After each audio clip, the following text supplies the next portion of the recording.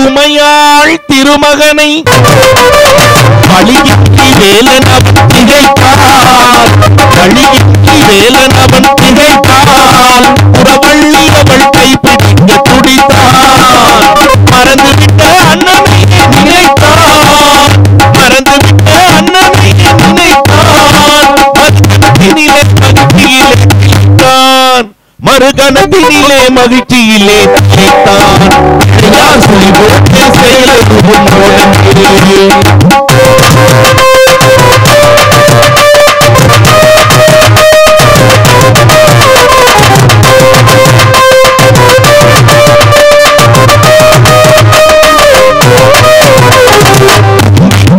நம்பிக்கை கொடுக்கும்.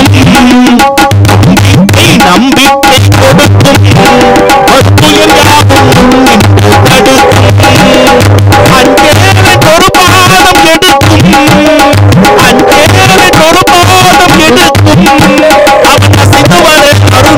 கொடுக்கும். அவன் அசைந்து வர அருள்மணிகள் ஒலிக்கும். யார் சொல்லி போட்டு செயலும்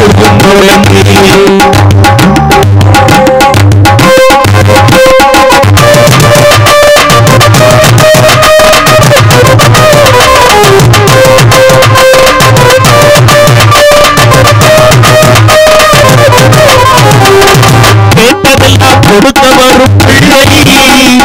கேட்டதெல்லாம் கொடுக்க வரும் பிள்ளை. அவன் தீர்த்து சொல்ல வார்த்தைகளே இல்லை. ஆட்டம் என்ன பாட்டும் என்ன அனைத்தும்.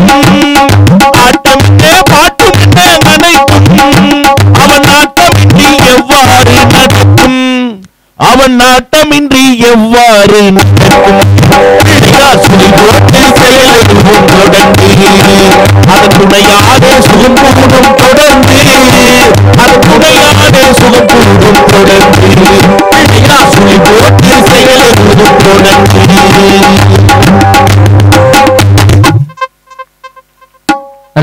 நல்ல கைதட்டல் கொடுங்க.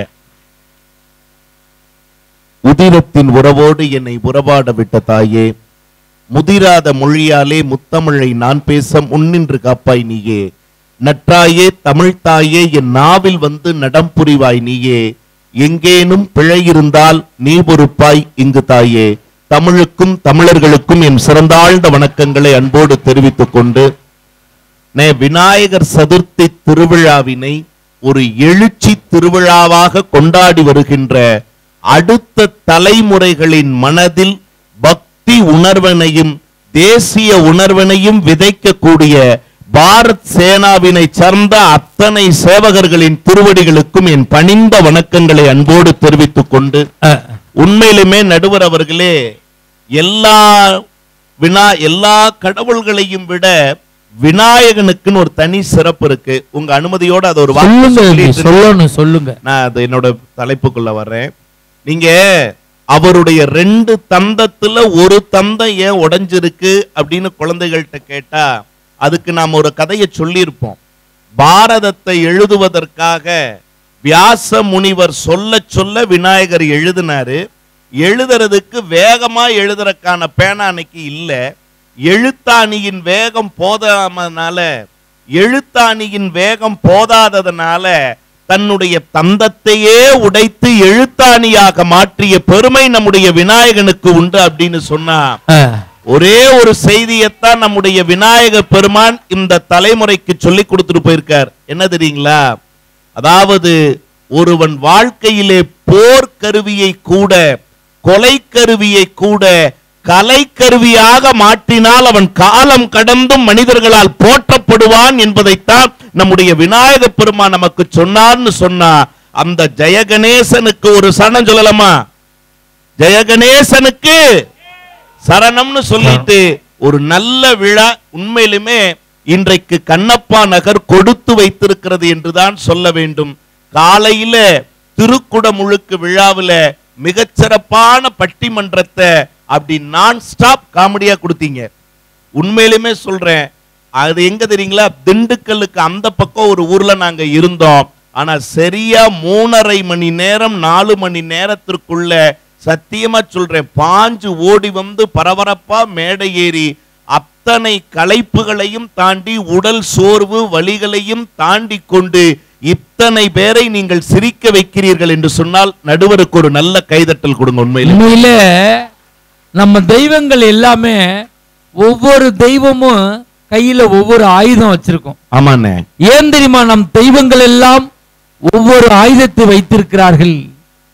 நாம் ஆயுதம் ஏந்தி கூடாது என்பதற்காகத்தான் நம்மை பாதுகாக்க தெய்வங்கள் ஆயுதத்தை வச்சுட்டு உட்கார்ந்துருக்காங்க. நல்லா நடுவர் அவர்களே நல்ல வார்த்தை சொன்னாங்க. குறிப்பா உங்களை பத்தி எங்க அக்கா வந்து பேசினாங்கல்ல, சாதாரண பேச்சாளரா நினைச்சிடாதீங்க. எங்க அக்கா சாதனை பேச்சாளர். சாதனா இல்லனே, சாதனை பேச்சாளர். என்ன கூட்டங்க அப்பா, இவங்க என்ன கலைந்து செல்கிற மேக கூட்டங்களா, கூடி பொழிகிற மேக கூட்டங்களை போல அமர்ந்திருக்காங்க. எவ்வளவு அழகா. உண்மையிலுமே நடுவர் அவர்களே, எங்க அக்கா பேசினப்ப போன வாரம் பட்டுக்கோட்டை பக்கத்துல அதே அப்பா என்ன பேச்சு. இன்னைக்கெல்லாம் எங்க அக்கா ஒரு 40 நிமிஷத்துல முடிச்சுட்டாங்கன்னு நினைக்கிறேன். ஆனா அன்னைக்கெல்லாம் பாத்தீங்கன்னா 40 நிமிஷத்துல முடிக்க போனாங்க. கீழே ஐயா மாதிரி ஒரு மனிதர் வந்தார். ஏமா அதுக்குள்ள முடிக்கிற, பேசு பேசு. மறுபடியும் அக்கா ஒரு அரை மணி நேரம் 1.25 மணி நேரம் முடிச்சு நன்றி வணக்கம்ங்கும் போது மறுபடியும் ஐயா வந்தார். ஏமா அதுக்குள்ள முடிக்கிற, பேசு இன்னும் பேசு. மறுபடியும் ஒரு அரை மணி நேரம் அக்கா கூவி 1.25 மணி நேரத்துல முடிக்கும் போது மனுஷன் வந்தார். ஏமா அதுக்குள்ள முடிக்கிற, பேசு இன்னும் கொஞ்சம் பேசு. ஐயா சிட்டையில் இருந்ததெல்லாம் பேசியாச்சு, சிந்தனையில இருந்ததெல்லாம் பேசியாச்சு, இன்னும் பேசு பேசுங்கிறீங்களே, என் பேச்சு அவ்வளவு நல்லா இருக்கான்னு அக்கா அன்பா கேட்டாங்க. அந்த மனுஷன் சொன்ன வார்த்தைய நான் சொல்லட்டுமானே? சொல்லுப்பா. வீட்டுல அவ புடுங்களுக்கும் உன் புடுங்கல் எவ்வளவோ தேவலமா, நீ பேசு. வந்து இப்படி இப்படின்னா வீட்டுக்காரர் வருவாராம். வீட்டுக்காரியா? நீங்க வீட்டுக்காரர், நாங்க வீட்டுக்காரி. நாங்க அப்படித்தான் மாறி மாறி சொல்லிட்டு இருக்கிறோம். நல்லா சொன்னாங்க அக்கா சொன்னதெல்லாம். அதுல இந்த ராணுவ வீரர் உண்மை நான் மகிழ்ச்சியா இருக்கேன். நல்ல நல்ல விஷயங்கள்லாம் சொன்னாங்க. நீங்கெல்லாம் எந்த காலத்துல இருக்கீங்க? எங்க அக்காவை பார்த்து நான் இப்போ ஒரே ஒரு இவங்களோட டைலாக் ஒன்று சொல்லட்டுமானே, இன்னும் எங்களை பைத்தியக்காரங்களாவே நினைச்சுக்கிட்டு இருக்கீங்களே அப்படிங்கறதுதான் எங்களுடைய வாதம். நான் கேக்குறேன், வந்ததுல இருந்து அவ்வளவு சொன்னாங்கல்ல, என்ன ஆசிரியர் அறிமுகப்படுத்த. ஆமா, முதல்ல நடுவரான உங்களுடைய பெருமைய ஒரு வார்த்தை சொன்னாங்களா? இல்லையே. நான் கேக்குறேன், அங்க ஒரு மூத்த பிள்ளையார்னா இங்க எங்க அண்ணனும் ஞான வடிவத்துல உட்கார்ந்து இருக்கீங்கல்ல, உங்களுடைய பெருமையை சொல்லணுமா இல்லையா?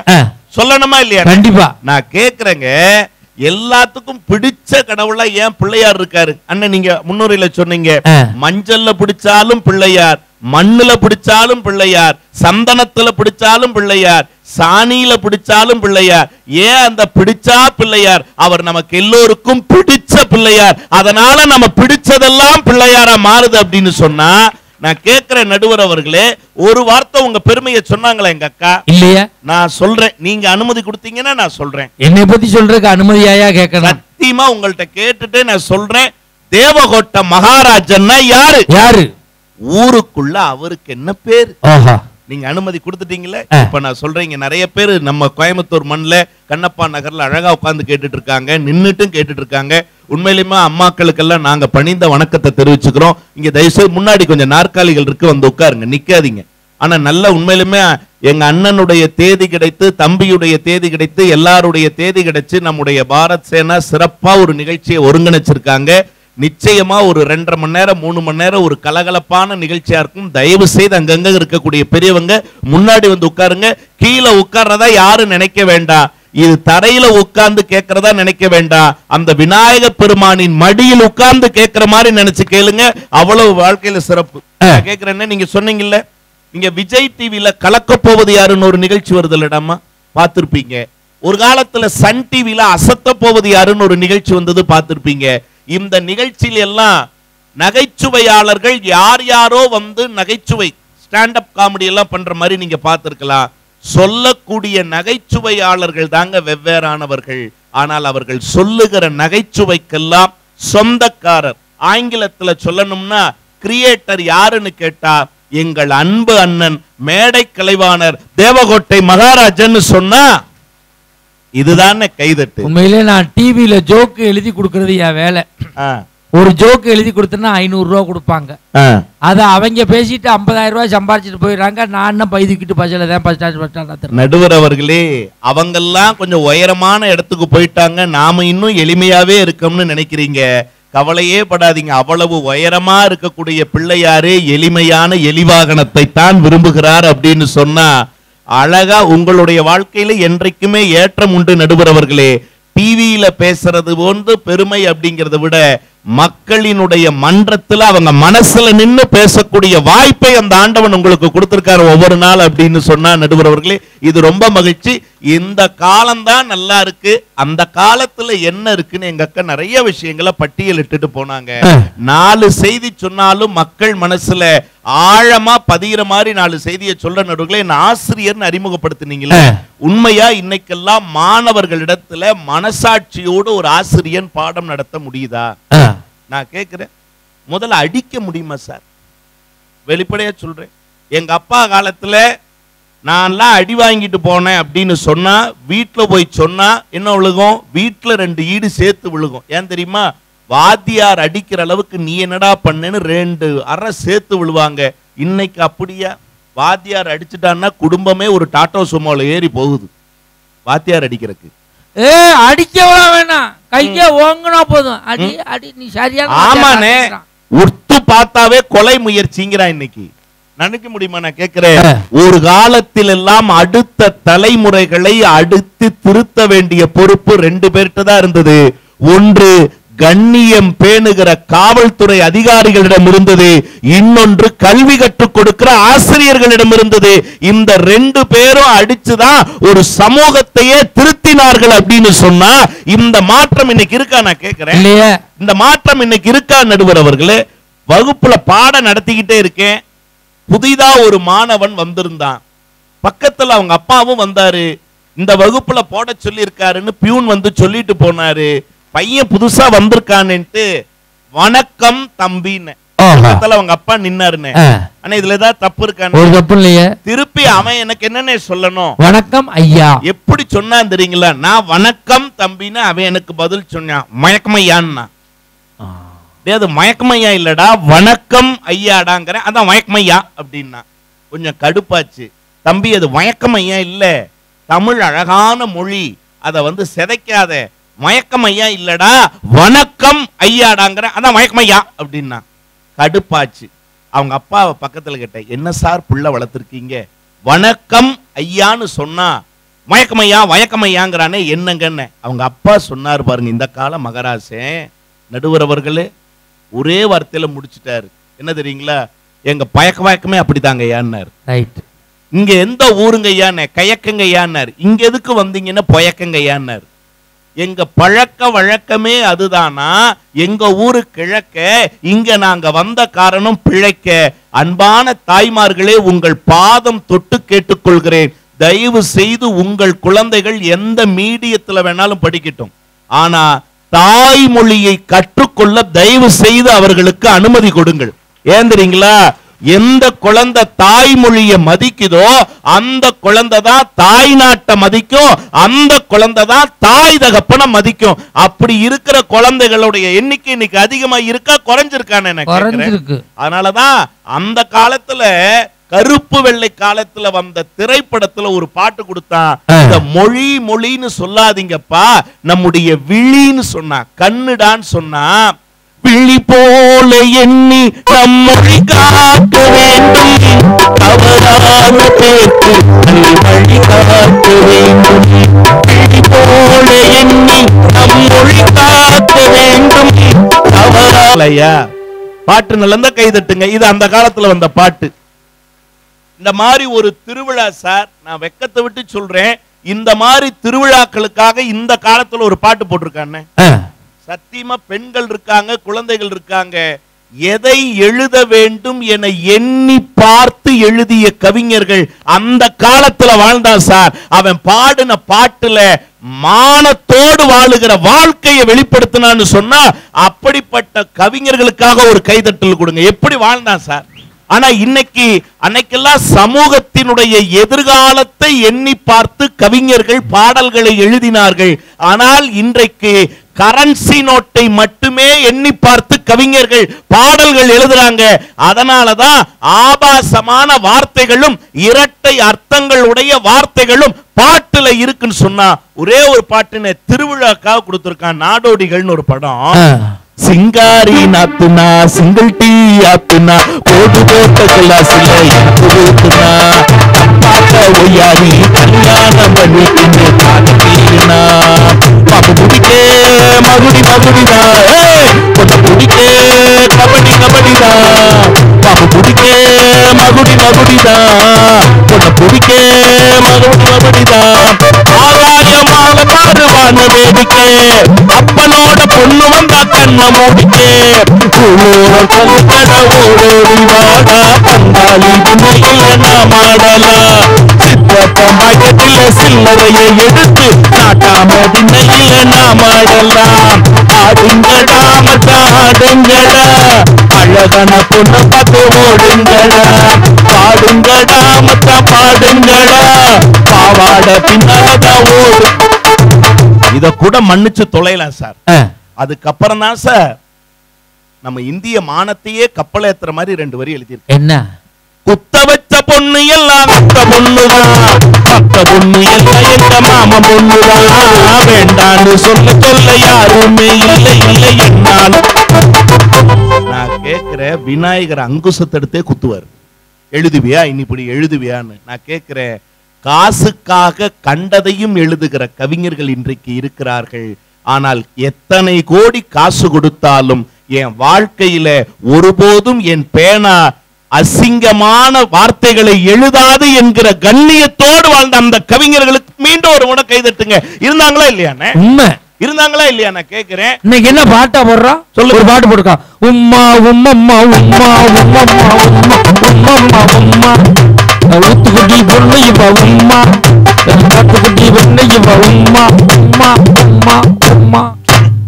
என்னடா சொல்றீங்க நீங்க? ஒரு பாட்டு போட்டுக்கா. சும்மா ஒரு தாலி கட்டுடா, சும்மா ஒரு புள்ள கூடுடா, சும்மா ஒரு வீடு கட்ட. சும்மா இதெல்லாம் எப்படி பண்ண முடியும்? சும்மா வீடு கட்ட முடியுமா? சும்மா தாலி கட்ட முடியுமா? இன்னொரு பாட்டு போட்டிருக்கான். பொண்ணு ஒருத்தி சும்மா சும்மா அவளும் நானும் சும்மா சும்மா சும்மா சும்மா சும்மா 7 மணிக்கு சும்மா சும்மா சும்மா சும்மா சும்மா சும்மா. அந்த எழுதினவரை போய் கேட்டேன், என்னையா சும்மா சும்மா எழுதிக்க. நான் சும்மா தான் எழுதினேன் அப்படின்ட்டு. அவன் இலவசமா நிறைய சொன்னாங்க. எவ்வளவு புது புது உணவுகள் வந்துருச்சு. ஃபாஸ்ட் ஃபுட்னு ஒண்ணு வந்திருக்குல்ல. உண்மையிலுமே சொல்றேன், திடீர் சாம்பார் வந்துருச்சு இன்னைக்கு, திடீர் ரசம் வந்துருச்சு, திடீர் புளிக்குழம்பு வந்துருச்சு, திடீர் சப்பாத்தி, திடீர் பரோட்டா, திடீர் நூடுல்ஸ் எல்லாம் வந்துருச்சு. சாப்பிட்டு நம்மளால திடீர்னு செத்து போயிடுறான் சார். உண்மைதானே? நான் கேக்குறேங்க, 1000 கோடிகளை செலவு பண்ணி பெரிய 5 ஸ்டார் ஹோட்டல்ல உட்கார்ந்து நீங்க பீஸா நூடுல்ஸ்னு சாப்பிடுற உணவை விட இப்ப நான் ஒரு உணவை சொல்றேன், அது ருசின்னு நினைச்சீங்கன்னா மட்டும் கைதட்டுங்க.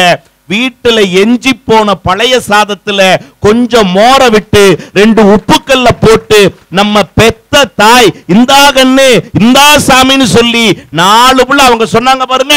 அந்த காலத்துல 7 புள்ள பெத்திருந்தீங்க.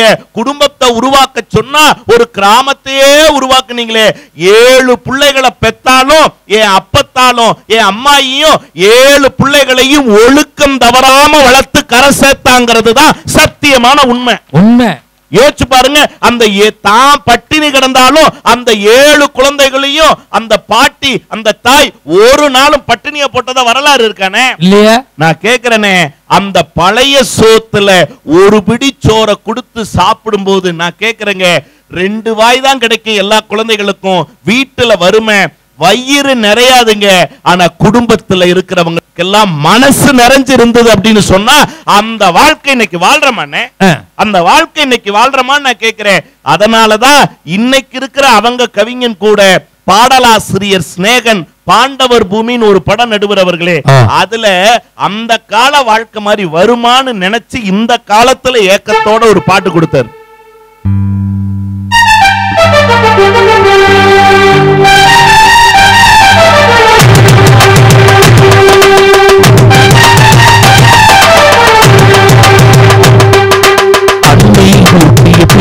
காலத்தில் ஆயுள் கொடுத்த பசி மறந்தோம். ஒற்றை கண்ணில் அடிபட்டால் 10 கண்ணில் வலி கண்டோம். பள்ளிக்கூடம் தந்ததில்லை, பாசம் என்னும் நூலொன்றை வேதங்கள் 4 சொன்னதில்லை. எங்கள் கதை போல் வேறொன்றை கண்களும் அழுதிட பழகவில்லை. கண்ணீர் இதுவரை வெளிவரவில்லை, காரணம் எதுவென தெரியவில்லை. கருப்பா சிவப்பா தெரியவில்லை. சேகரித்து வைப்பதற்கு தேவை என்று எதுவும் இல்லை. இறைவனுக்கும் இவர்களுக்கும் இடைவெளிகள் இருந்ததில்லை. நிலவுகள் கூடி பூமியில் வாழ்ந்தது அது ஒரு பொற்காலம். அவரவர் வாழ்க்கையில் 1000 மாற்றங்கள். நினைந்திட திரும்பிடும் அது ஒரு அழகிய நிலா காலம். கனவினில் அடிக்கடி உலா போகும். அது ஒரு அழகிய நிலா காலம். கனவினில் அடிக்கடி உலா போகும். நிலவுகள் கூடி பூமியில் வாழ்ந்தது அது ஒரு பொற்காலம். அவரவர் வாழ்க்கையில் 1000 மாற்றங்கள். நினைந்திட திரும்பிடும் ஏக்கங்கள். நான் ஒரு 2 செய்தி உங்க அனுமதியோட முடிக்கிறேன். என்ன தெரியுங்களா, ஒரு கல்யாணத்தை நடத்துறதுக்குன்னு இன்னைக்கு எவ்வளவு செலவாகும்? குறைஞ்சது ஒரு 5 லட்சம் 10 லட்சம் ஆகும். உண்மைதானே? சிம்பிளா வச்சால் 2 நாளைக்கு முன்னாடி என் வீட்டுக்கு பக்கத்துல ஒரு பெரியவர்னே அப்படியே தலை குனிஞ்சு வந்தாரு. என்னடா ரொம்ப சோகமா வராருன்னு கேட்டேன். ஐயா அப்படின்னு சொல்லு தம்பின்னு. ஏன்? பொண்ணுக்கு கல்யாணம் ஆயிடுச்சு தம்பின்னாரு. பொண்ணுக்கு கல்யாணம் ஆயிடுச்சா? எனக்கு சொல்லவே இல்லை அப்படின்னு. அவ எனக்கே சொல்லல தம்பின்னாரு. நல்ல குடும்பம்டா. சிரிக்கிறீங்க. நான் கேட்ட அடுத்த கேள்வி, எவ்வளவுங்க ஐயா செலவாச்சு அப்படின்னு. 14,600 ரூபாய் ஆச்சுன்னாரு. நீங்க என்ன சொன்னீங்க? 5 லட்சம் ஆகும்னீங்களா? நான் கேட்டேன். எங்க அண்ணன் சொன்ன மாதிரி, மகாராஜா அண்ணன் சொன்ன மாதிரி ஒரு மாலை செலவு, மண்டப செலவு, தாலி செலவு, ஐயர் செலவு, விருந்து செலவு இப்படின்னு எளிமையா செஞ்சா கூட இன்னைக்கு ஒரு 4-5 லட்சம் ரூபாய் வருமே. எப்படி 14,500 ரூபாயில கல்யாணம் முடிச்சிங்கன்னு அந்த மனுஷன் சொன்ன வார்த்தையத்தான் நான் கண்ணப்பா நகர் மக்கள்கிட்ட பதிவு பண்ணிட்டு போறேன். என்ன சொன்னாரு தெரியுங்களா? ஒன்னும் இல்ல தம்பி, ஒரே ஒரு செல்போன் வாங்கி கொடுத்தேன், அவளே கல்யாணத்தை முடிச்சிட்டான்னாரு. ஒரே ஒரு செல்போன்ல கல்யாணம் ஓவர்னே. கல்யாணம் ஓவர் இல்ல, வாழ்க்கையே ஓவர். அதுதான் பிரச்சனை. நான் கேட்கிறேன், கண்ணீரோடு அந்த தகப்பன் கடந்து வந்த பாதையை பார்த்து ஒரு கவிஞன் எழுதுனா, ஆங்கரை பைரவிங்கிற ஒரு பாமர கவிஞன் எழுதுனான். என்ன தெரியுமா? செல்லும் கொடுத்து செல்லும் கொடுத்து செல்லமும் கொடுத்து வளர்த்த மகள் இப்பொழுது தொடர்பு எல்லைக்கு அப்பால் இருக்கிறாள்னு கண்ணீரோட எழுதினானே. அந்த பெத்தவனின் கண்ணீருக்கு இந்த காலத்தில் நீங்கள் என்ன பதில் வைத்திருக்கிறீர்கள்? என்ன பதில் வச்சிருக்கீங்க? நான் கேட்கிறேன் நடுவர் அவர்களே. அதனாலதான் அன்னைக்கே கண்ணதாசன் பாட்டு கொடுத்தான். தென்னைய பெத்தா இளநீரு, பிள்ளைய பெத்தா கண்ணீரு. தென்னைய பெத்தா இளநீரு, பிள்ளைய பெத்தா கண்ணீரு. அவன் மனமே பித்தம்மா, பிள்ளை மனமே அல்லம்மா. அடையிலே பொதியுண்டா துணைகளும் பக்கமடா. வேதனையே அங்கு வச்சா சொந்தமில்லே புறமில்லே. யாரை நம்பி நான் பிறந்தேன்? போங்கடா போங்க, காலம் வெல்லும் என்ற பின்னே வாங்கடா வாங்க. நடுவர் அவர்களே, நான் இப்படி சொல்றேன். நிறைய அடுத்த தலைமுறைகள் பிள்ளைகள் இருக்காங்க. என்ன சொல்றோம் குடும்பத்தில் இன்னைக்கு? அப்பா சொல்றார், நீ டாக்டர் ஆகணும். அம்மா சொல்றாங்க, நீ வக்கீல் ஆகணும். தாத்தா சொல்றாரு, நீ கலெக்டர் ஆகணும். அதுக்குள்ள நீ உசுரோடு இருக்கணும். பாட்டி சொல்ற, நீ எப்படியாவது ஏதாவது ஒண்ணு ஆயிரு. பாட்டி தெரியும் பாவம். என்ன தெரியும்? நீ டாக்டர் ஆகணும், நீ வக்கீல் ஆகணும், நீ இன்ஜினியர் ஆகணும், நீ ஏதாவது ஒண்ணு ஆகணும். பையன் பார்த்தான், நான் ஒண்ணு ஆக மாட்டேன்னா. ஏன்டானார் அப்பா. ஒரு ஆள் எப்படி இத்தனை ஆக முடியும்? நான் கேட்கிறேன், நீ டாக்டர் ஆகணும், நீ இன்ஜினியர் ஆகணும், நீ வக்கீல் ஆகணும்னு எதிர்பார்க்கிறீங்களே இந்த காலத்துல பெத்தவங்க. எந்த பெத்தவங்களாவது தான் பெத்த குழந்தைய முதல்ல நல்ல மனுஷன் ஆகணும்னு என்னைக்காவது நினைக்கிறோமா? சார் நல்ல மனுஷனா இருந்தாதான் அவன் ஆபரேஷனுக்கு லட்ச லட்சமா பேஷண்ட் கிட்ட வாங்க மாட்டான். யோசிச்சு பாருங்க, கொஞ்சம் கருணை இருக்கிற இன்ஜினியரா இருந்தா தான் கட்டாம, அதாவது எதை பணமே கட்டாம கொஞ்சம் காசுலயாவது நல்ல கட்டடத்தை கட்டி கொடுப்பா.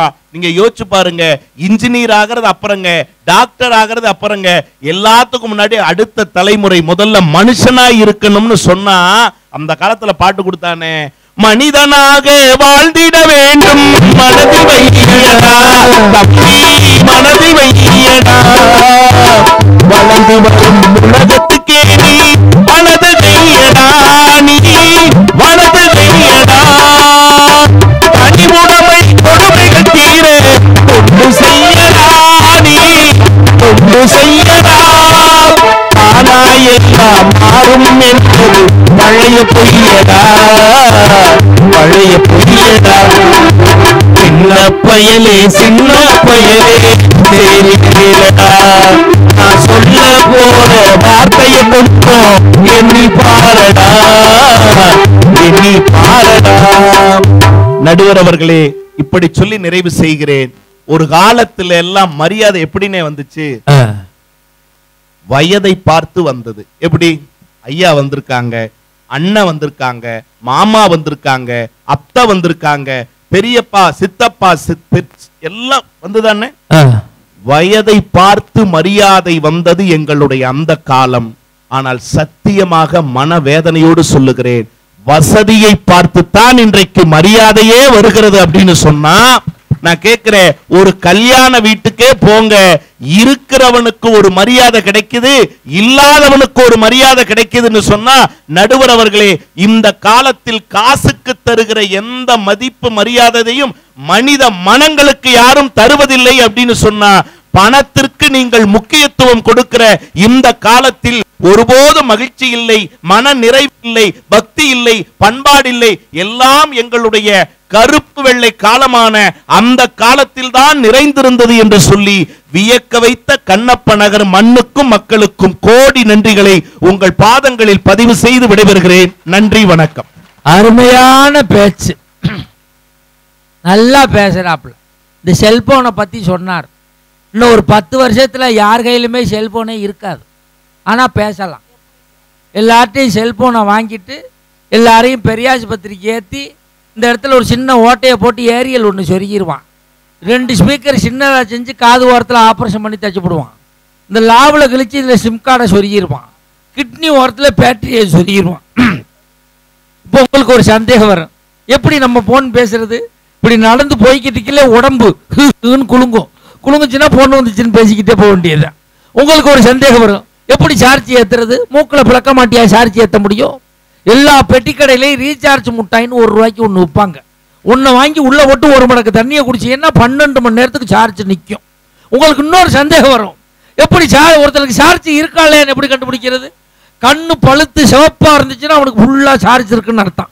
மஞ்சளாக மங்கிக்கிட்டே வந்துச்சுன்னா ஐயாவுக்கு சார்ஜ் இறங்கிக்கிட்டு இருக்குன்னு அர்த்தம். பஸ் ஸ்டாண்ட் ஓரமாக சொனக்கா உட்காந்துட்டாருன்னா ஐயா சுவிட்ச் ஆஃப் ஆகிட்டாருன்னு அர்த்தம். அப்புறம் அவர் வாயில ஒரு மாத்திரை பண்ணதா அவரே எந்திரிச்சிருப்பார். வாட்ஸ்அப் பண்ணணும்னா 2 முட்டியும் சுத்தினீங்கன்னா வாட்ஸ்அப் போய்கிட்டே இருக்கும். போட்டோ எடுக்கணும்னா ஒரு மூக்கில் விரல வச்சு அப்படின்னா போட்டோ பூரா லோட் ஆயிரும். நீ முதல்ல புக் பண்ணதுக்கு பேசு, டெலிட் பண்றதுக்கு அப்படின்னா டெலிட் ஆயிரும் போட்டோ பூரா. இப்படிலாம் வரத்தான் போகுது பாருங்க. என்ன சார் உலகம் இன்னைக்கு? டிவியில் விளம்பரம் போடுறான், நம்மளை பார்த்து கேட்கறான், உங்கள் பேஸ்டில் உப்பு இருக்கிறதா? ஏண்டா நாங்களா தயார் பண்ணோம்? நம்ம வீட்டில் உப்பு போட்டு சாப்பிட்டு உப்பு இல்லாமல் விளக்கிக்கிட்டு இருந்தான். இப்போ உப்பு போட்டு விளக்கிட்டு இப்போ உப்பு இல்லாமல் சாப்பிட விட்டாங்க. அதுலேயும் ஒரு விளம்பரம் போட்டான். இந்த திருச்சியில் ஒரு நகைக்கடையை ஒருத்தன் ஓட்டையை போட்டு ஆட்டையை போட்டான் தெரியுமா? பெரிய நகைக்கடையில் அந்த ஓனர் போய் அவனை பேட்டி எடுத்தார்.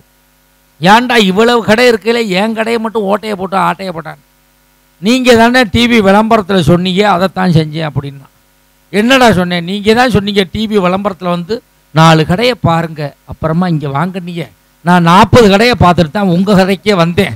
அங்கே ரொம்ப செக்யூரிட்டி டைட்டாக இருந்துச்சு, அதான் உங்கள் கடையில் ஓட்டையை போட்டான் அப்படின்ட்டான். ஷாக்கிலே உளி வச்சு அடிச்சிருக்கான் அவன். இப்போ இன்னைக்கு எப்படி இருக்கான் மனுஷன்? யோசிச்சு பாருங்க. மனுஷன் வாழ்க்கை அப்படி தானே இருந்துக்கிட்டு இருக்கு. எங்கேயாவது நிம்மதியாக மனுஷன் வாழ முடியுதா?